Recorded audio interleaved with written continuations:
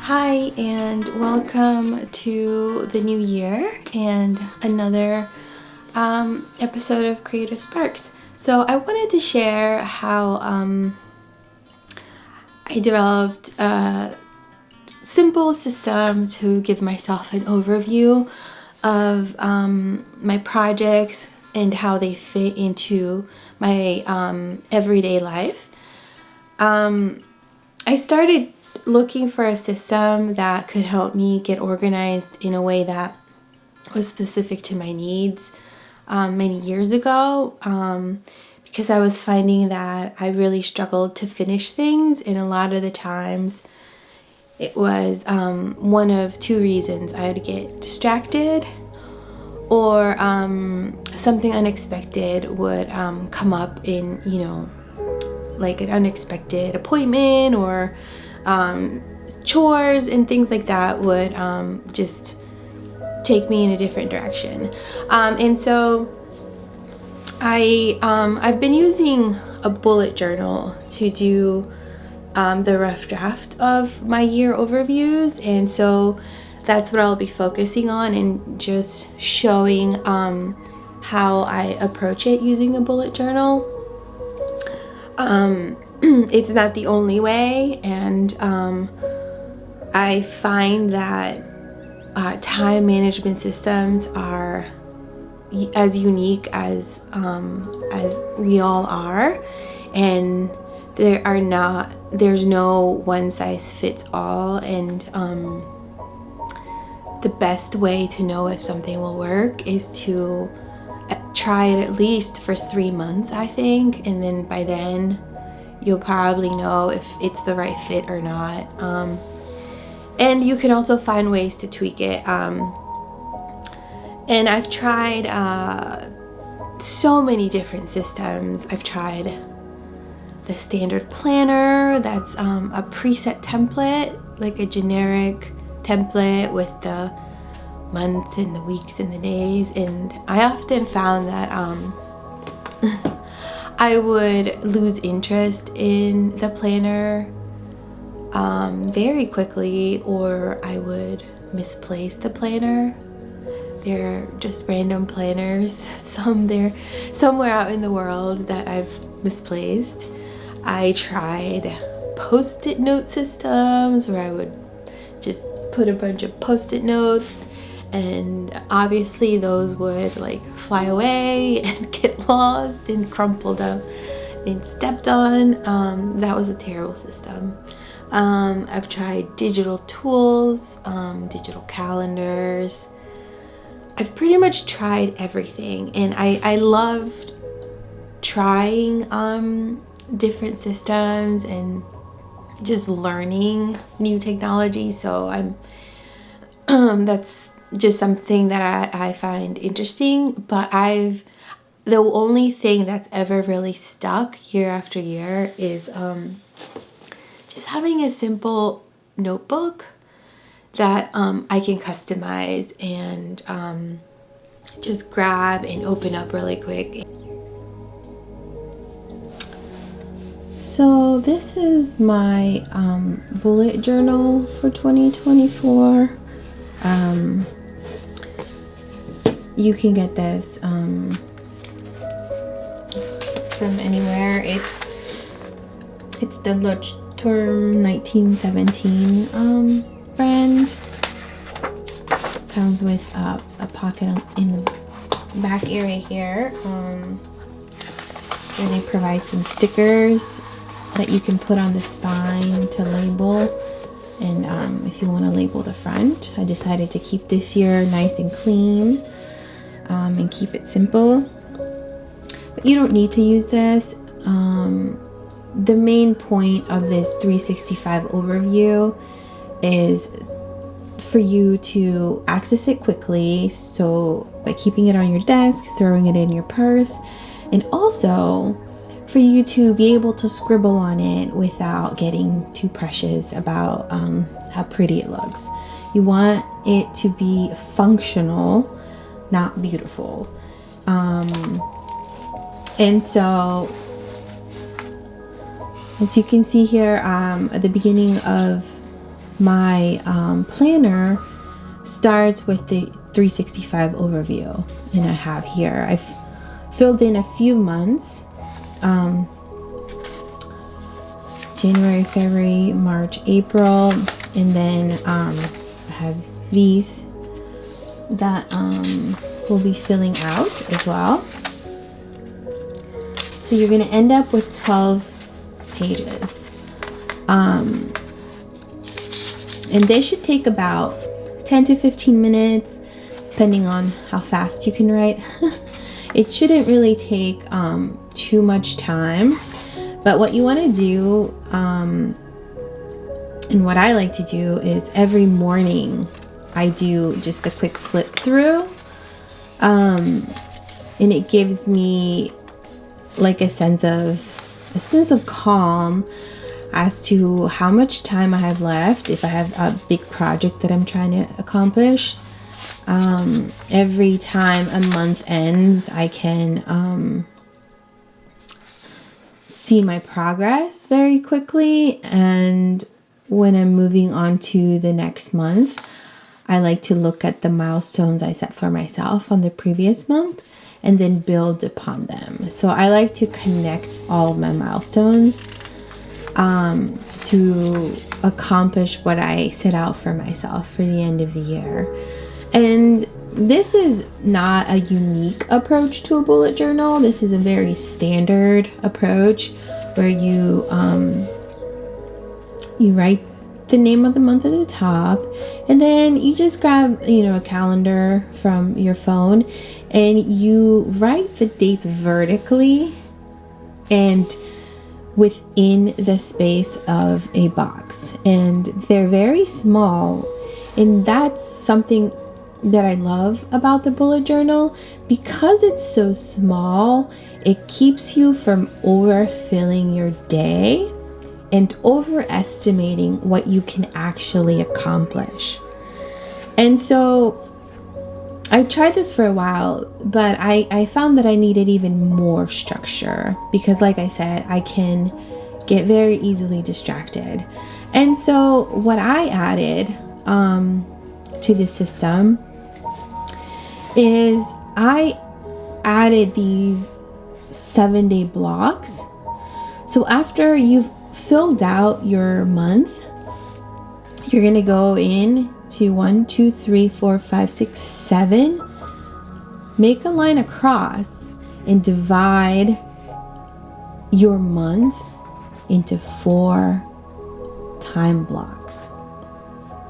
And that's going to provide a very specific container that gives you a quick overview of what you've assigned to yourself. And then very quickly you'll realize whether you're estimating what can be done in 7 days within the context of everyday life. Like, for example, school was closed this whole week because we were snowed in, and that was very unexpected. And so what these quadrants do is they give you an overview for things that happen like that. And if you I only had a few things filled in here because this is just an example, but it gives me like a sense of control as well. Like I was able to relax even though I couldn't really do much because school was closed. I didn't feel chaotic because I knew that, okay, well, I can move those things over to the next day and see how it trickles down to the rest of the year.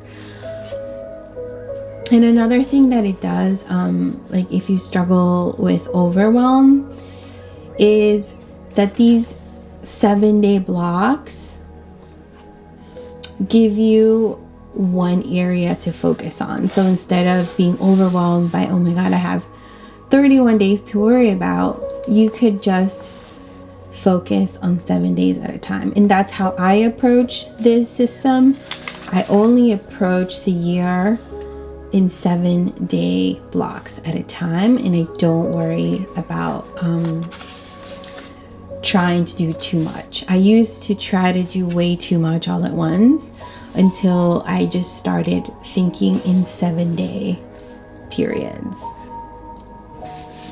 But yeah, this is the system I've been using now for about 2 years, and I really love it. It keeps me organized. So we're gonna go and do one of these here. We'll finish up the blank ones. I'll show you how quickly we can do it. And if you don't have big projects in mind, this system can still help you get organized, get your family organized.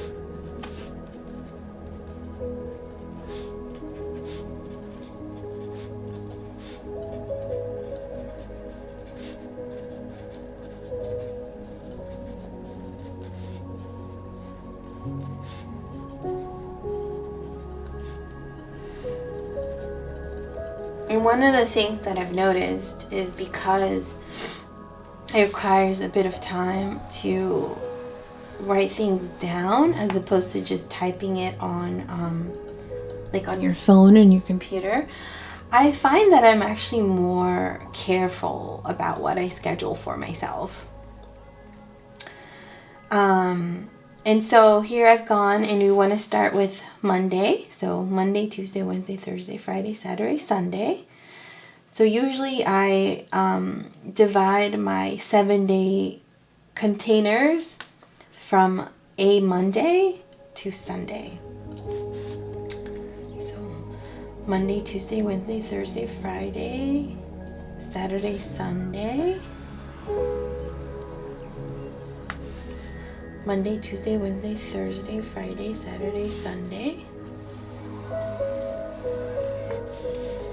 Monday, Tuesday, Wednesday, Thursday, Friday, Saturday, Sunday.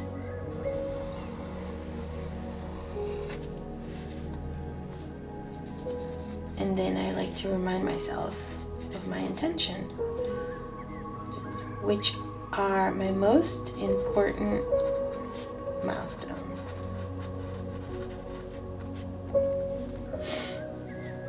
And here I can go in just so that I'm not caught by surprise, and this is 4th of July.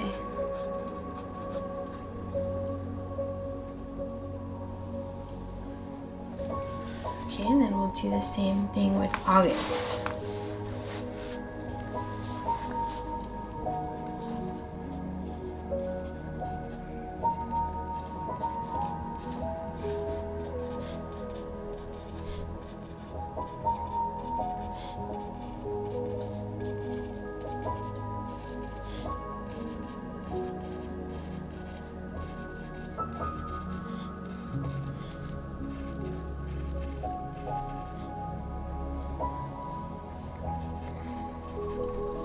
And we go again.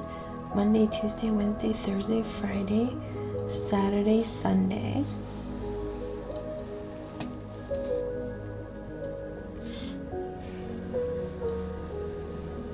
Give yourself some structure.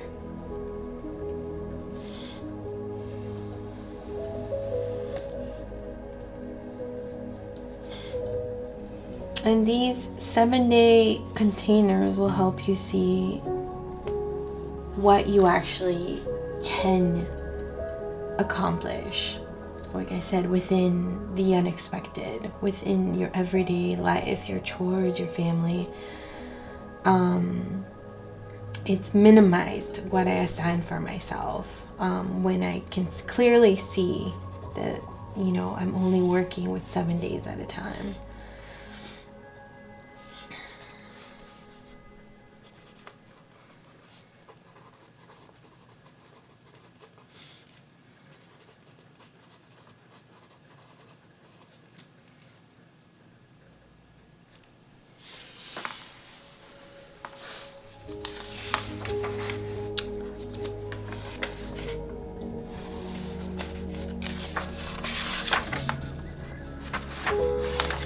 So for example, January, this is where we are.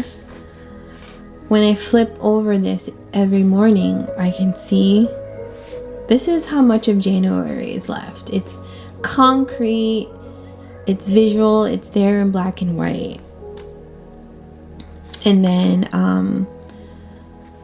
I like to see, okay, February, March, April, May. Well, in 4 months, school's gonna be out, so I have to plan for that. And so it takes away that abstract concept of time and makes it concrete and visual. And that's something that I really needed to get a hold of my time management.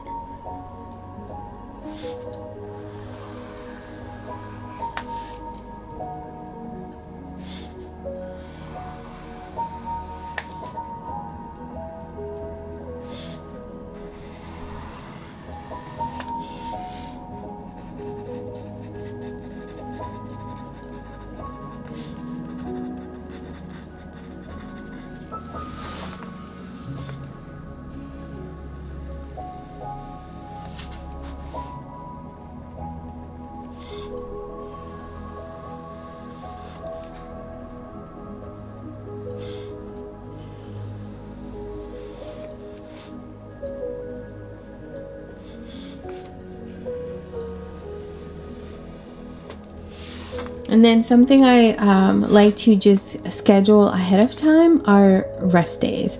So I typically make Saturdays a rest day, and I make sure to write it down.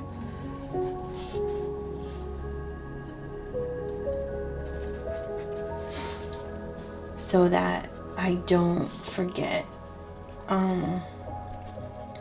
and accidentally schedule something. So you need at least one rest day in those 7 days. So work for 6 days and take a day off. Take a vacation.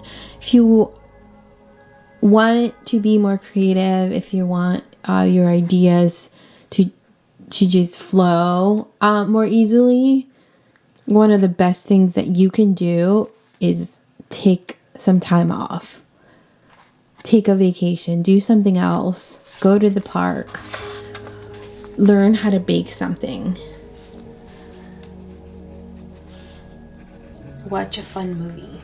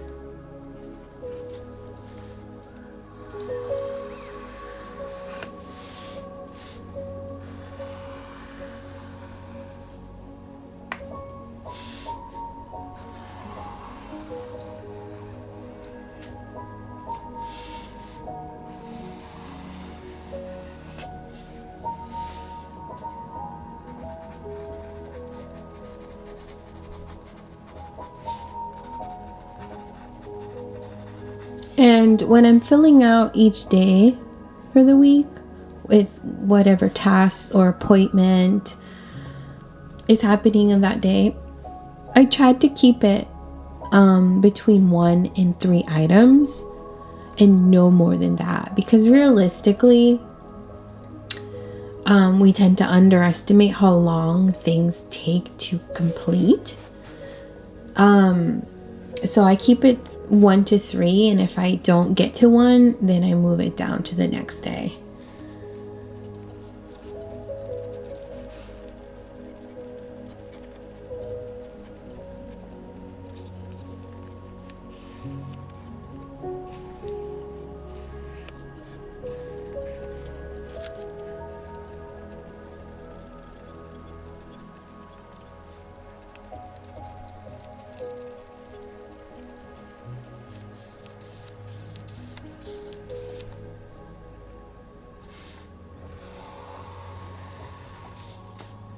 So the main thing we're trying to do is keep things simple.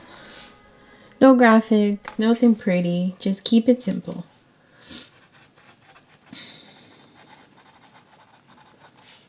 All those other things will actually just create a distraction or can become a form of procrastination.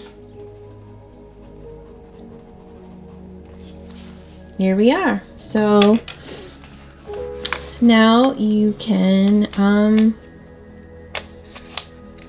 start developing the habit of assigning yourself project-specific tasks that will get you to where you want to go for the end of the year. And you want to, make chronological progress, and this will help you track all your progress. And the most important milestones will be one big action step that you can take that month to make progress towards your annual milestone. And then these 7-day blocks will break that monthly action step into small daily habits that will help you get there in 30 to 31 days. And here's a quick overview. So you just flip over every morning, see how you're doing. And if you want to look into the future, you can do it within seconds. Look into August and see if there's something that you want to also try to accomplish by then. You just write it down in there, and you can sort of backtrack on how you're doing, on how you're progressing.